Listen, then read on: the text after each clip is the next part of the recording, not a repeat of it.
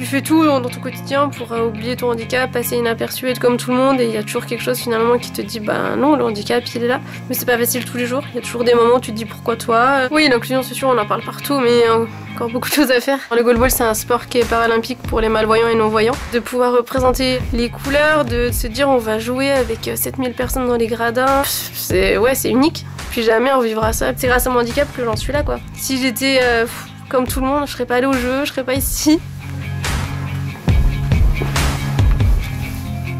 Gwendoline Matos, bonjour. Bonjour. Alors Gwendoline, on te reçoit aujourd'hui chez nous, dans les studios de France 3 Franche-Comté. Toi, tu n'habites pas loin. Merci d'avoir accepté de venir ici pour répondre à nos questions. On va faire une rapide présentation. Aujourd'hui, tu es âgée de 31 ans et tu travailles au service des sports. Tu es référente service des sports et handicapés au département du Doubs.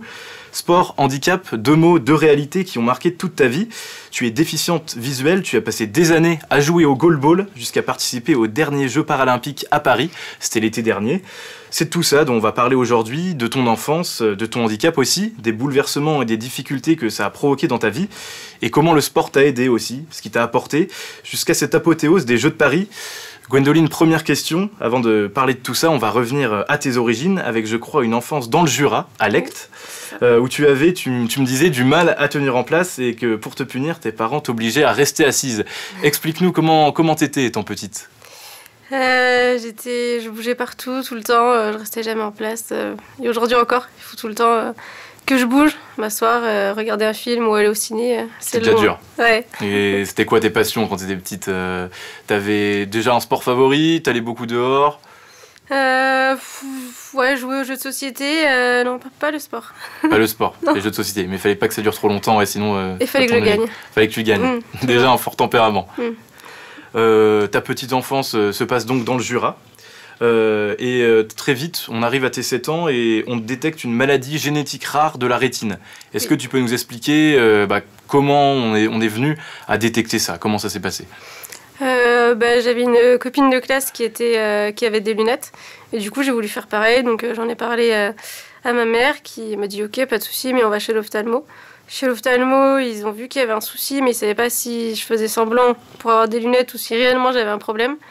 Et puis après, j'ai été suivie à Lyon, Paris. Ils ont vu que j'avais une maladie et que non, je ne faisais pas semblant. Ils ont compris que je tombais souvent, que je coloriais à côté. Je voyais moins, par exemple, les chaînes à la télé. C'était compliqué de lire les chaînes ou au tableau. À l'école, quand on commence à apprendre la lecture et qu'on est dans la salle de classe...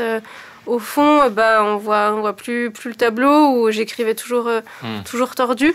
Et au début, ils pensaient que je faisais pas attention, que j'étais maladroite et que je passais à côté, à côté de ce que les profs me disaient. Ouais, c'est quelque chose qui se résout pas juste, on va dire, avec une paire de lunettes. C'est vraiment un handicap, c'est ça? Oui. Parce que c'est quoi? Ton champ de vision est réduit mon champ de vision, aujourd'hui, il est rétréci. Avant, je voyais 7 dixièmes. Maintenant, j'ai moins d'un dixième à chaque œil. La nuit, je vois plus. Je reste au même endroit, je bouge pas. Et je vois flou. Ouais. Et j'ai des taches aussi sur la rétine. Quand je regarde un mur qui est blanc ou d'une seule couleur unie, là, je vois des petites taches comme des petites fourmis. Ouais, donc on te diagnostique ça à 7 ans. On suppose que beaucoup de choses changent, que ce soit à la maison ou à l'école. Comment ça se passait d'ailleurs dans le milieu scolaire une fois qu'on t'a détecté ce handicap? C'est très compliqué. C'était compliqué, j'ai subi beaucoup de moqueries de la part des camarades. Et c'était il y a 30 ans, c'est il n'y a pas si longtemps que ça, mais finalement, avant, on n'a pas accès à Internet comme aujourd'hui, on n'a pas le suivi pour les personnes en situation de handicap comme aujourd'hui. Et surtout, le maître, là, c'était très compliqué, il ne voulait pas du tout me faire des agrandis, il m'humiliait tout le temps. Il me mettait devant le tableau, mais pour me mettre la honte devant tout le monde, c'était... des moqueries et puis même envers mes parents. C'était un peu la honte, ouais. Ouais, c'est-à-dire le regard des autres un peu. Oui, ouais, c'est ça. Dans un village, on savait qui j'étais, quoi. Et toi, ça t'en a souffert étant jeune? Oui, de la moquerie de la part de mes camarades, oui. Mais à la fois, quand on est petit, on comprend pas non plus tout et on n'a pas non plus de comparatif. Donc oui, j'en ai souffert de la part des camarades et j'étais vraiment une victime, j'étais toute seule dans mon coin, j'avais pas de caractère. Oui, tu dis aussi, t'es d'une certaine manière différente et c'est pour ça que les autres se moquaient de toi, quoi. Oui, c'est ça. Pourtant, on va dire, tu parlais de caractère. Tu as 3 ans plus tard, à seulement 10 ans, avec tes parents bien sûr, tu prends une décision importante. C'est toi qui fais cette demande, celle de partir, alors que tu n'étais même pas au collège, tu étais encore plus petite, celle de partir de chez toi, du Jura, pour aller jusqu'à Besançon, dans un centre, dans un établissement adapté. C'est le Centre régional d'enseignement et d'éducation spécialisé pour déficients visuels. Explique-nous un peu, parce qu'à 10 ans, on se dit on n'a peut-être pas la maturité de vouloir partir de chez papa, maman pour aller dans un établissement où on sera mieux. Toi, c'est quelle réflexion qui t'a amené à ça ? Déjà, le point de départ, ça a été que c'est un voisin en fait qui a parlé à mes parents de cette fameuse école à Besançon. Parce qu'encore une fois, il n'y avait pas accès à Internet comme aujourd'hui, donc ça devait être une annonce sur le journal. Et finalement, mes parents, ils m'ont toujours laissé le choix, ils m'ont jamais couvé, ça a toujours été moi qui ai décidé de ce que je voulais faire. Et le choix, c'était soit d'aller à Besançon à 2 heures de chez mes parents, en internat où je partais le lundi, je revenais le vendredi. Et finalement, j'avais pas non plus une croissance au niveau de l'adolescence comme tout le monde, où je restais, je partais à côté de chez mes parents, mais finalement je prenais le bus toute la semaine au collège avec les autres qui s'étaient moqués de moi, et finalement le choix il a été vite fait, quoi. Ouais. Je préférais me retrouver à Besançon avec des gens qui étaient malvoyants, non-voyants comme moi, qui comprenaient. Et au niveau de la scolarité, c'était tout adapté. Ouais. Tu commences à en parler, tu changes alors de situation. Tu l'as dit avant, tu étais la petite fille qui était en situation de handicap dans une classe où on pouvait te pointer du doigt. Là, tu intègres un établissement où les autres enfants sont aussi malvoyants. Tu rencontres des enfants qui ont aussi des handicaps. Est-ce que ça a changé des choses en toi ? Ça t'a fait du bien de voir que tu n'étais pas la seule ? Oui, c'était cool de pouvoir se dire qu'on est comme tout le monde. Et encore, on pouvait dire que même par rapport à un non-voyant, il y avait quand même une différence. Parce que finalement, là, je me retrouvais à voir mieux que certaines personnes. Et changer de caractère aussi. J'étais plus une victime, c'est les autres qui étaient des victimes. Tu t'es affirmée un peu ? Oui. Ouais, du coup, j'avais un fort caractère et j'ai toujours... Je sais ce que je veux je sais ce que je veux. Et du coup, ça peut être compliqué dans certaines situations, mais en tout cas, non, c'était chouette de pouvoir se dire qu'on n'est pas tout seul, même par rapport à mes parents. De se dire, en fait, il y a d'autres parents qui sont en situation de handicap, qui sont malvoyants, et puis ils y arrivent, ils peuvent se donner des conseils, aussi des astuces, même entre nous. On était aussi, du coup, nos parents de la semaine, c'était les éducateurs. Donc voilà, on a tout appris avec eux. On avait des cours aussi d'aide à la vie journalière pour nous aider dans le quotidien, je sais pas, à faire des gâteaux, faire ce qu'on apprend chez les parents, quoi. Et au niveau des relations sociales, ça t'a aussi, je pense, aidé ? Oui, forcément, ça m'a aidé. Et de me sentir comme tout le monde, qu'il n'y avait pas de différence et que je pouvais évoluer comme tout le monde. Et sur le point de vue professionnel, est-ce que ça, c'était aussi bénéfique d'aller dans ce centre ? Parce qu'on peut se dire, quelle étude, toi, tu voulais faire ? Est-ce que ton handicap t'a freiné dans ce que tu voulais faire ? Explique-nous un peu ton parcours scolaire. Alors, donc, moi, j'ai suivi le collège dans cet établissement spécialisé, où du coup, on est des classes maximum 6-7, tout est adapté. Et après, on doit aller dans des établissements ordinaires. Donc j'ai fait un BEP carrière sanitaire et sociale au lycée Condé, et après un bac pro service en milieu rural à la MFR de Mort. Mon objectif à moi, c'était de travailler dans l'aide à la personne. Ça, c'était ton objectif depuis le début, depuis que tu étais jeune, on va dire. Ouais, j'ai toujours voulu être avec ou des personnes en situation de handicap dans les ADAPI ou en maison de retraite. C'est vraiment ce que je voulais. Mes éducs au début voulaient pas, étaient un peu réticents. Et pourquoi ? Parce qu'en fait eux ils savaient qu'à la fin je trouverais pas de boulot. Et sauf que moi j'ai dit non, je fais ce que je veux. Force de caractère. Donc j'ai fait mes études, j'ai eu mon BEP, mon bac, j'ai fait tous les stages, ça s'est toujours très bien passé, de très bons rapports de stage. Et le jour où j'ai voulu postuler, là c'était compliqué. C'est-à-dire ? En fait on voulait pas de moi parce que j'étais malvoyante. Entre un CV d'une personne qui est valide et qui a le permis, et une malvoyante forcément va prendre la valide. Et du coup ça je l'ai compris après, une fois que j'ai postulé, pourquoi en fait mes éducs ils étaient pas très favorables de partir dans cette branche. Oui, tu as dit je comprends pourquoi à l'époque ils me disaient que c'était peut-être pas la bonne branche. Ouais, non, je les comprends. Et finalement j'ai jamais trouvé du travail dans cette voie. J'ai travaillé à l'hôpital, à Mingeot, en tant qu'agent de service hospitalier. Et pareil, j'ai fait plein de services et je me dis, avec le recul, j'ai travaillé 7 ans. Et c'était quand même cool aussi de m'avoir laissé ma chance parce qu'une malvoyante qui fait le ménage, qui s'occupe des repas et qui accompagne les patients en consultation, bah, c'est pas non plus donné à tout le monde. Et il a fallu aussi que je m'adapte, que je prenne mes repères. Et donc malgré tout, j'étais quand même dans l'aide à la personne, même si c'était pas réellement ce que je voulais faire. Ouais. Et puis après, petit à petit, je me suis dit non, c'est quand même compliqué. J'ai fait un bilan de compétences et puis j'ai travaillé pendant quelques années au standard de la mairie de Besançon. Et maintenant au département du Doubs au service des sports. Et je reviens dans ce que tu disais, les études que tu as toujours voulu faire dans l'aide à la personne, tes premiers stages, tes premières demandes d'emploi. Comment tu le sentais quand il y avait beaucoup de noms, quand on renvoyait ta demande de candidature, ton CV? Est-ce que tu avais l'impression qu'on te renvoyait toujours ton handicap dans la face? Comment toi tu le gérais ça? T'étais en colère, t'étais triste? Tu te disais c'est pas normal qu'on mette des barrières aux personnes handicapées juste parce qu'ils sont pas comme les autres? Bah, moi, je voulais être comme tout le monde et à la fois, je comprenais pas pourquoi les stages, ça s'était bien passé et qu'en fait, bah, on prenne pas pour travailler alors que je veux dire, ça s'est toujours très bien passé. Donc là, j'ai un peu vécu l'injustice de me dire, bah, finalement, on veut pas de moi juste parce que j'ai un handicap et on me connaît pas. On me juge sur à travers une lettre de motivation, un CV, alors qu'en plus, dedans, je mettais que j'avais un handicap, notamment une maison de retraite où j'étais en stage là-bas, ça s'est bien passé, j'ai postulé... Et on n'avait même pas vu que j'étais malvoyante quand je leur ai dit. On m'a dit, désolé, mais on vous prendra pas. Je dis, en fait, en stage, ça se passe très bien. Et après... Donc ouais, ça a été compliqué, en fait, de se dire, on veut pas de moi pour ça. Mais... Et la réaction face à ça, c'est on met les bouchées doubles, on se dit, je vais en faire 2 fois plus pour pouvoir réussir? Ou est-ce qu'on se dit, c'est bien beau de parler d'inclusion un peu partout, mais dans la réalité, c'est pas vraiment ça? Oui, l'inclusion, c'est sûr, on en parle partout, mais il y a encore beaucoup de choses à faire. Mais... Ouais, il y a le fait de se dire, finalement, qu'est-ce que je vais faire? Donc on commence un peu à postuler partout et se dire, j'ai pas non plus envie de refaire des études. J'ai pas envie de faire des études parce que en fait, les autres ne m'acceptent pas. J'avais pas envie de faire un boulot auquel que j'avais pas envie, quoi. Bien sûr. Et aujourd'hui, ça va mieux professionnellement. Tu Oui. as passé la trentaine et ton travail, c'est au département du Doubs. Tu t'occupes de faire le pont entre les jeunes handicapés et les clubs sportifs. Oui. Le sport, on va en parler maintenant. On l'a dit en introduction, ça a quand même été quelque chose d'important dans ta vie. Je crois savoir que quand tu rentres dans ton établissement spécialisé à Besançon, quand tu avais 10 ans, t'aimais pas le sport. Et tu t'es rendu compte en fait que ça pouvait t'aider à aller de l'avant. Est-ce que tu peux nous expliquer? J'aime toujours pas le sport. Mais non, en fait, quand je suis arrivée donc, au CRESDEV, forcément on avait de l'EPS. Et en EPS, on avait des cours qui étaient spécialisés donc, à notre handicap. Et on avait du torbal. On a fait plein d'autres sports, mais notamment le torbal. Est-ce qu'on peut expliquer très vite ce que c'est le torbal, pour ceux qui connaissent pas? Sport de ballon sonore qui se joue à 3 contre 3 pour les malvoyants, mais c'est un sport qui est européen.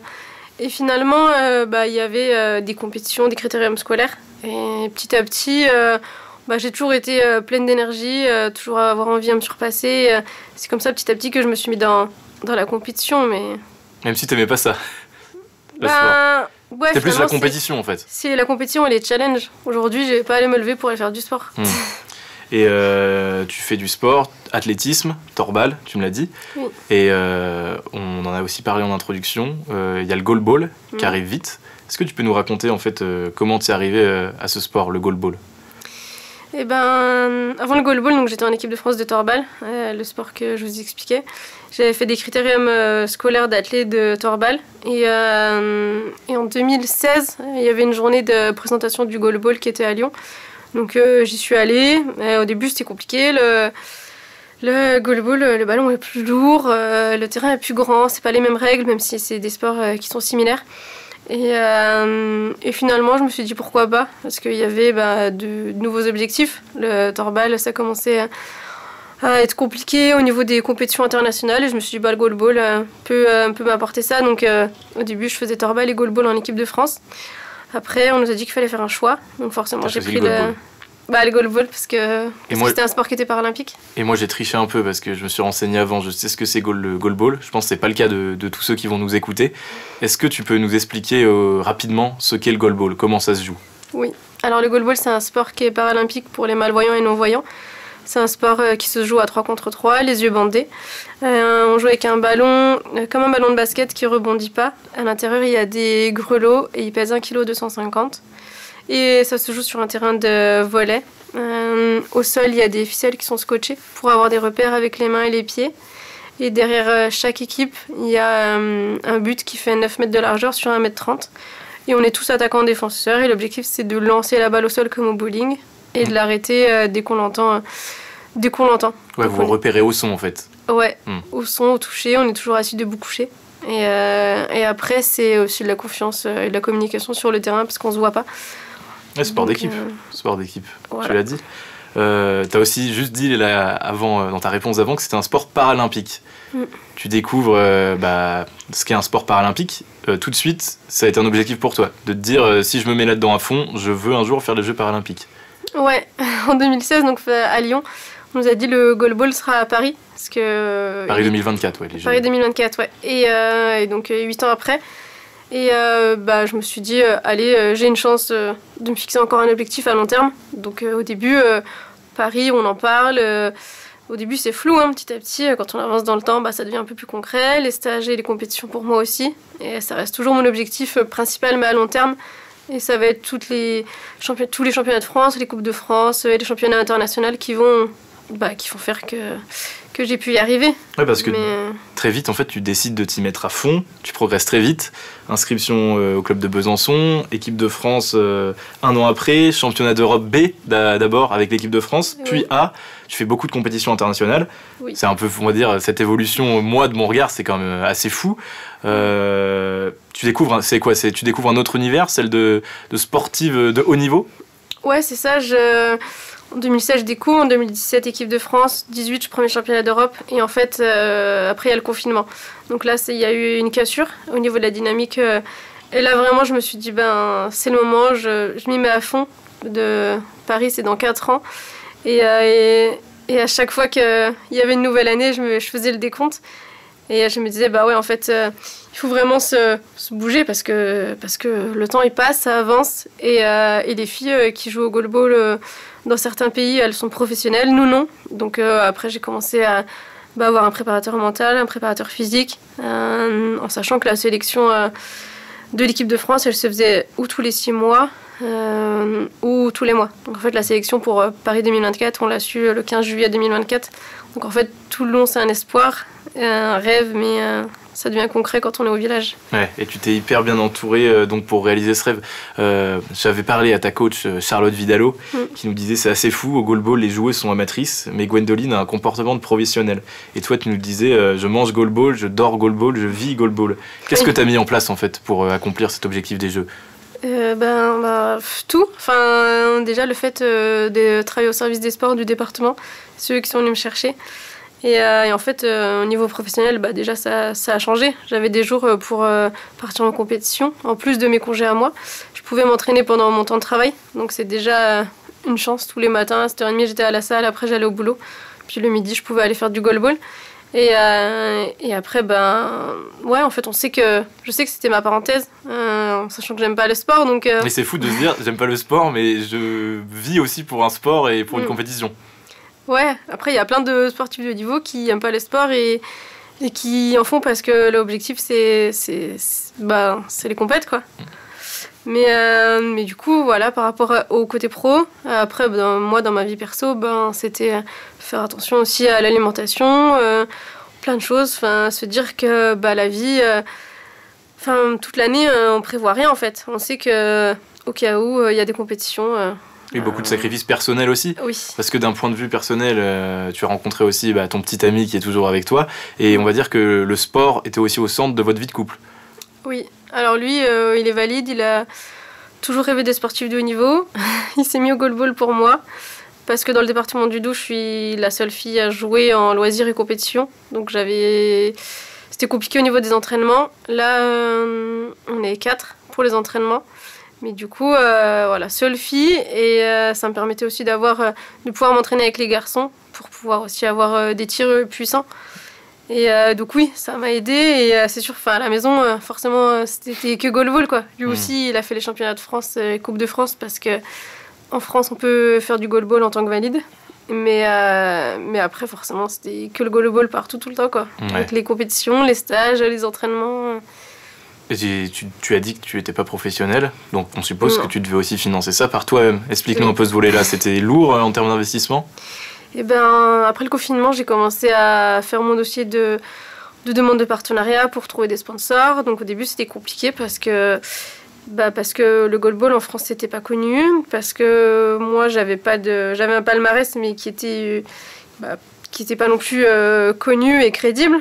Et à la fois, j'avais cet objectif d'aller à Paris. Et la sélection, je l'ai su en juillet 2024.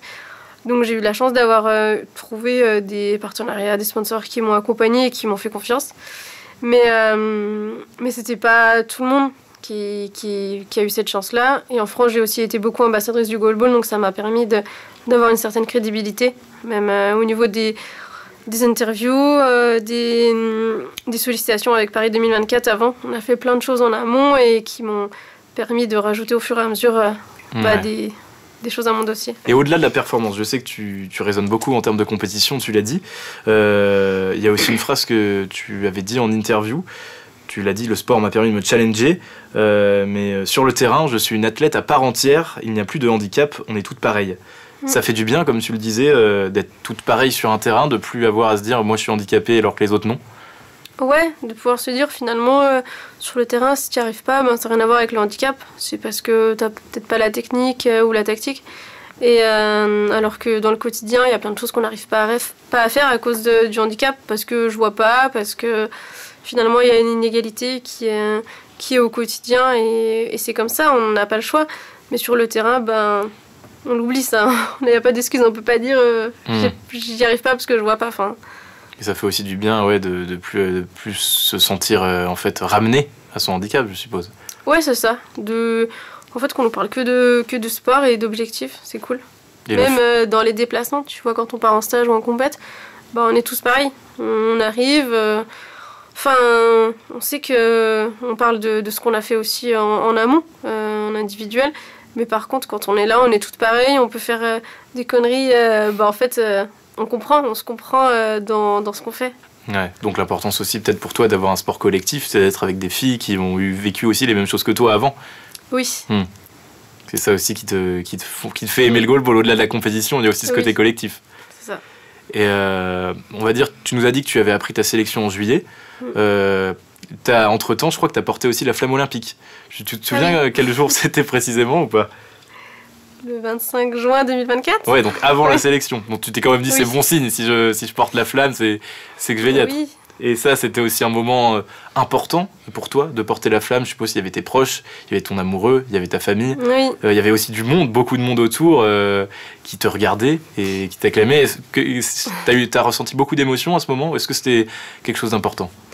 Déjà, quand on m'a appelé pour me dire que j'avais été choisie pour porter la flamme, j'étais déjà fière de me dire qu'en fait, je vais pouvoir porter la flamme olympique et pas paralympique.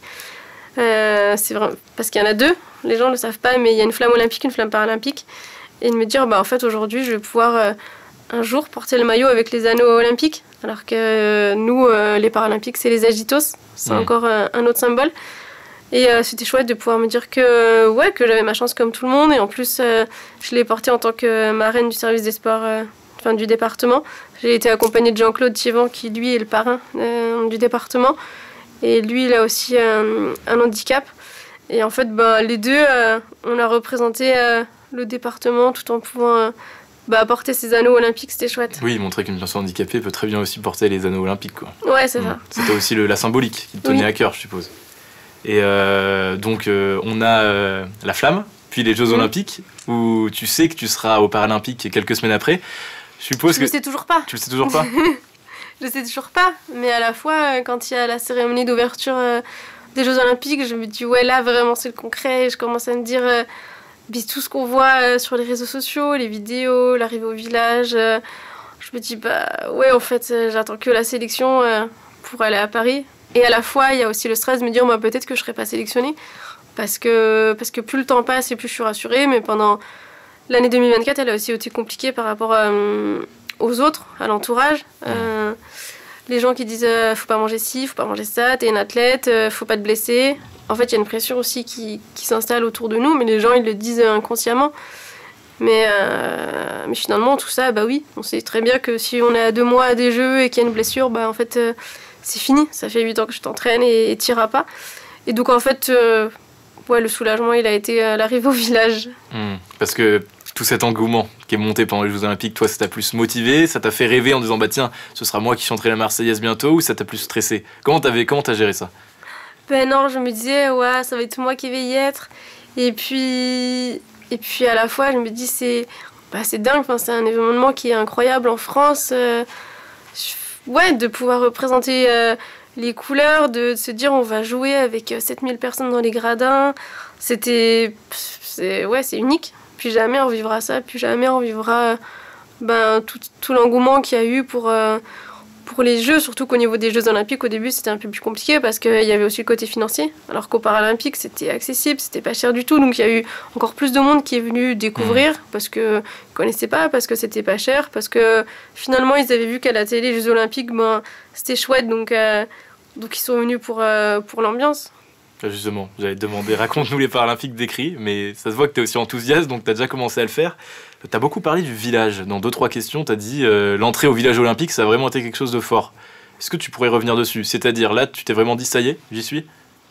Ouais, ça y est. Je me rappelle encore quand je prends le train avec la valise de la dotation du coq sportif, et je me dis, ça y est, c'est maintenant, on arrive, on fait l'accréditation au village, et en fait, le village, c'est une ville, enfin on dit village, mais c'est immense, c'est que des bâtiments à la couleur des pays en fait. Enfin, la France, on avait 2 bâtiments bleu, blanc, rouge. C'était 2 semaines, on était dans une bulle où rien ne pouvait nous arriver. On avait juste à penser à aller s'entraîner, à partir en compétition. Quand on part dans les hôtels, on fait pas à manger, on s'occupe de rien, mais là c'était encore différent quoi. La vie sportive professionnelle. Ouais, c'est ça. Ce qu'on n'aura plus jamais. Et je suppose qu'il y avait ta famille aussi avec toi. Ça, c'était important aussi pour toi de les emporter, les gens que t'aimes avec toi dans cette aventure? Bah ouais, c'était... Nous, les places, elles étaient prises depuis 1 an. Dès qu'il y a eu l'ouverture de la billetterie, on avait pris nos places et le Airbnb.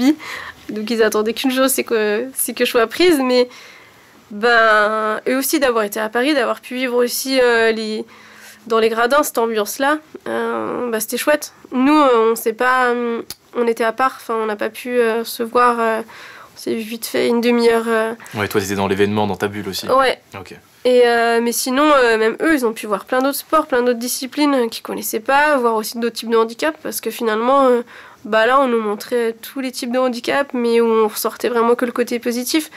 Le côté sportif, on se surpassait, alors que dans le quotidien... Oui, on parle du sport, du handicap, mais souvent, quand on parle de handicap, ça peut aussi être les complications et les contraintes, alors que là, c'est grâce à le handicap que tout le monde était là. C'est justement ce que je voulais te demander. Est-ce que ça fait pas aussi du bien, quand on est une personne handicapée, d'avoir un événement dédié, de voir que dans tous les pays, il y a aussi des personnes handicapées qui se surpassent? Est-ce que moralement, ça fait aussi du bien? Ouais, ça fait du bien. Et en fait, ça fait du bien de pouvoir faire une compétition aussi où il y a d'autres disciplines, d'autres types de handicap. Parce que d'habitude, championnat de France, championnat du monde, championnat d'Europe, en fait, c'est que du goalball. Alors que là, au village, il y avait toutes les disciplines, tous les types de handicap. En fait, il y avait pas ce côté de culture, religion. En fait, on était tous là pour la même chose. Et du coup, c'était un moment qui était aussi unique.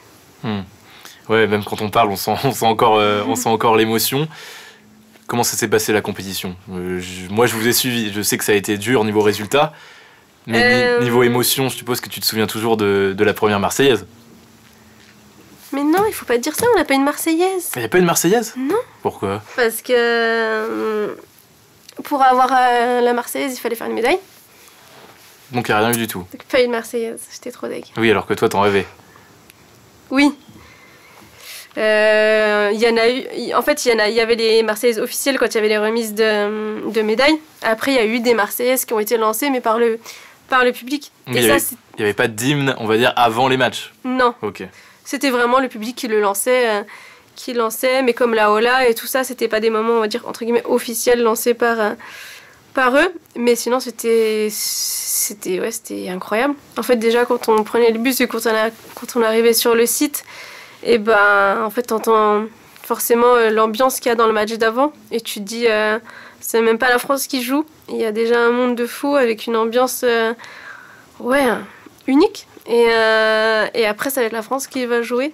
Et là, c'était chouette de se dire aussi que tu sais que tu as ta famille qui est là, qui va te voir. Et puis à la fois, d'habitude, j'ai toujours la pression de me dire ouais, faut pas que je me plante, faut que j'y arrive. Et là, finalement, en fait, rien que d'être présente, c'était déjà magique. T'as profité, quoi. Ouais. Et j'ai vu les images, il y avait aussi, on voyait souvent, ça a fait le tour du monde aussi, les pancartes des visages des joueurs et joueuses qui étaient agrandis et qui étaient portés dans les tribunes. Et toi, t'as eu aussi ta pancarte, j'ai vu. Ouais, elle est chez mes parents d'ailleurs, on a réussi à la récupérer. Mais ouais, c'était cool la présentation, comme des vrais athlètes, quoi. Et sur le terrain, après, en fait, nous, d'aller au jeu, c'était déjà une fierté, une réussite de pouvoir se dire que le goalball féminin ou masculin a pu avoir une équipe et être représenté au jeu. Mais sur le terrain, même si on a tout fait, on a eu tous les moyens qui ont été mis en place. Pour nous, c'était compliqué sur le terrain parce qu'en face, ça reste des professionnels. Et pour arriver au jeu, ils ont dû se qualifier alors que nous, on était... Nation haute, donc vous étiez qualifié d'office. Donc il y avait forcément un décalage de niveau. Tu t'es rendu compte, une fois sur place, une fois que le dernier match s'est terminé, que tu avais accompli l'objectif qui t'occupait depuis maintenant des années? L'objectif a été atteint une fois que je suis arrivée au village. Hein. Ouais. C'est pour ça que tu dis que tu as peut-être moins de pression, d'ailleurs. Ouais, c'est ça. Et ça fait pas un vide de se dire, l'objectif que j'avais depuis des années est coché, qu'est-ce que je fais maintenant? Ça fait un vide, oui, parce qu'en fait... le quotidien, il redevient à la normale. En fait, je vais au boulot comme tout le monde. Je vais pas m'entraîner pendant mes heures de boulot. Mais à la fois, les week-ends, ils sont libres, donc on les remplit comme on veut. On a une vie sociale qu'on n'avait pas avant. On voit du monde. Comme tu disais. On sort, on fait plein de choses. Et en fait, on n'a plus de compte à rendre à personne sur ce qu'on fait. Sur tout. Là, la pression, elle redescend aussi. Et si j'ai envie d'aller plus loin, j'irai plus loin, mais j'ai plus d'objectif. En tout cas, on met plus la pression. L'après-coup, il a été dur, parce qu'on sait que beaucoup de sportifs, on est au jeu, on était un peu le centre aussi des attentions. Et comme tu l'as dit, on retourne dans notre vie normale. Est-ce que même si tu étais soulagé de retourner un peu dans une vie sociale plus normale, est-ce qu'il y a eu un coup où tu as quand même accusé un peu en disant tiens, ça fait quand même bizarre de rentrer chez moi après tout ce que j'ai vécu? Quand on rentre, ça fait forcément le vide, surtout quand tu passes 2 semaines où tu as du monde tout le temps qui est là pour toi, les bénévoles étaient souriants, on avait tout ce qu'on voulait quand on voulait. Et quand tu rentres, il y a le vide. Je suis rentrée, j'ai commencé à faire le tri de toutes mes affaires de goalball. Pour moi, c'était une page aussi qui se tournait parce que mon objectif, il était atteint. Mais après, je comprends que ce soit compliqué avec certains athlètes où en fait, tu as envie de continuer. Mais en fait, les jeux sont finis et nous, on n'avait plus toute compétition jusqu'à décembre. On n'avait plus rien parce que tout avait été mis pour les jeux. Et après, on redevient une personne lambda où en fait, tu racontes ton histoire aux gens qui t'as pas vu. Ils sont contents de connaître ton expérience, ton parcours. Puis après, une fois que tu as raconté tout ça, la vie, elle continue. Mais voilà, je savais que c'était ma parenthèse, elle est atteinte et maintenant, je profite. Oui, parce qu'aujourd'hui, tu l'as pas dit, mais t'as tout arrêté. Je veux dire, le goalball, t'en fais plus. Pourquoi avoir décidé, en fait, d'un coup, en fait, c'est le grand écart, de faire table rase de tout ça? Aujourd'hui, je ne ressens pas l'envie ni le besoin, parce que dès le début, dans ma tête, c'était clair, c'était Paris et c'est tout. Je continue à aller aux entraînements pour les garçons, parce que c'est grâce à eux aussi que j'ai pu m'entraîner. Donc eux, ils continuent, ils sont en championnat de France en D1. Et il y a les Coupes de France, tout ça. Donc moi, je continue, je vais m'entraîner avec eux. Je suis la coach de Besançon, du coup, de l'équipe masculine depuis 2 ans. Et c'est cool aussi on y va, on joue, il n'y a pas de pression. Ouais, donc on va dire que c'est plus plaisir et tu as moins cet aspect compétition que tu as eu pendant longtemps, pendant ces années. C'est ça. Mais quelle leçon tu retires de tout ça, de cette aventure de plusieurs années parce que ça t'a fait vivre, tu m'as dit, c'était un peu ton carburant, cette aventure olympique. Tu as dit toi-même que tu avais un gros caractère et que tu avançais grâce à des objectifs. Est-ce que tu as déjà un nouveau défi en tête? C'est quoi la suite? Déjà, pour faire le bilan toutes ces années, c'est déjà croire en ses rêves, se fixer des objectifs, ne pas écouter les autres. Pourquoi ne pas écouter les autres? Parce que souvent on se dit, quand tu es une personne handicapée, tu vas pas arriver à percer dans le sport. C'est des choses que tu as entendues? Même pas en tant que handicap, au quotidien, il y en a plein qui se fixent des objectifs, qui veulent faire des choses, et tu as toujours des personnes autour qui ben, qui disent bah non, tu n'y arriveras pas, ou c'est compliqué, ou c'est dans longtemps. Enfin, je veux dire, au début, quand j'ai commencé à parler de Paris, c'était en 2016. Et ma famille, mes parents m'ont toujours encouragée. Mais il y a des personnes qui me disaient bah ouais, mais tu n'y arriveras pas, ou ouais, un peu le côté négatif. Et finalement, bah non, tu te fixes des objectifs, tu y arrives, et dans ton quotidien, tous les jours, il faut se fixer des objectifs, peu importe qui on est et ce qu'on fait, parce que sinon, on fait rien, quoi. Et plus globalement, les Jeux paralympiques sont passés. C'est un moment où la lumière a beaucoup été mise sur les personnes handicapées. On a eu beaucoup de médiatisation. Il y a eu le sport, mais en fait, on en a profité aussi pour parler d'insertion à côté, pour inclure toutes les personnes handicapées, non pas que celles qui faisaient les Jeux paralympiques. Est-ce que, par rapport à maintenant, qu'on est revenu un peu à la normale, tu vois vraiment que ça fait progresser les choses en termes d'insertion professionnelle ou même pas professionnelle, d'insertion aussi sociale des personnes handicapées, ou est-ce qu'on a entendu des beaux discours pendant les Jeux alors qu'aujourd'hui il y a encore beaucoup à faire? Quel regard tu as, toi, sur la situation actuelle pour les personnes handicapées? Je me dis que c'est cool, il y a eu de la médiatisation, on a parlé du sport et du handicap pendant toute cette année 2024. Ça a peut-être fait aussi changer le regard du handicap sur certaines personnes, se dire il a pas de bras, pas de jambes, et pourtant il fait des exploits, et encore une fois par contre ça reste quand même le haut niveau. Aujourd'hui, quelqu'un qui se retrouve handicapé du jour au lendemain, avant d'atteindre cet objectif, ça va être long, dur. Moi la première, aujourd'hui j'en suis là, mais c'est pas facile tous les jours. Il y a toujours des moments où tu te dis pourquoi toi, pourquoi en fait, et finalement ouais, tous les jours, ça va être compliqué, tu vas galérer, et petit à petit, voilà, tu vas y arriver grâce à tous tes échecs finalement. Mais il y a encore beaucoup à faire sur l'inclusion, sur l'accessibilité, sur plein de choses du quotidien qu'on ne se rend pas forcément compte. C'est-à-dire, est-ce que tu pourrais nous en dire quelques-uns peut-être pour que les gens se rendent compte? Par rapport à l'accessibilité, j'ai plein d'exemples en tête, mais des ascenseurs qui sont accessibles pour les fauteuils roulants, qui parlent, mais en fait c'est tactile. Donc quelqu'un qui est malvoyant, non-voyant, il peut pas appuyer sur le bouton. Aujourd'hui, il y a de plus en plus d'endroits où tu payes en carte bleue, c'est tactile. Donc soit tu donnes ton code à la personne, ou soit tant pis en fait. Encore une fois, tu fais tout dans ton quotidien pour oublier ton handicap, passer inaperçu, être comme tout le monde, et il y a toujours quelque chose finalement qui te dit non, le handicap il est là. Qui te renvoie à ça en fait. Ouais. Ça, je sais pas, l'électroménager, aujourd'hui, tout est tactile. C'est beau, c'est moderne. Mais en fait, non, quand t'arrives chez toi, il faut tout adapter. Il faut adapter ton quotidien, mais comme quelqu'un qui est de petite taille, comme quelqu'un qui est en fauteuil, il y a beaucoup d'accessibilité à faire. Et après, j'ai souvent aussi l'exemple en tête où je vais à la boulangerie, que je demande est-ce que vous avez, je sais pas, par exemple une quiche, qu'on va me dire c'est devant vous. Oui, désolé en fait. Donc en fait, t'es obligé de dire désolé, je suis malvoyante, donc en fait, tu t'es obligé de raconter ta vie, alors que peut-être que la personne elle l'a pas vu, elle a pas fait exprès. Pareil pour le prix, quand tu demandes le prix, c'est écrit, mais peut-être que je sais pas lire.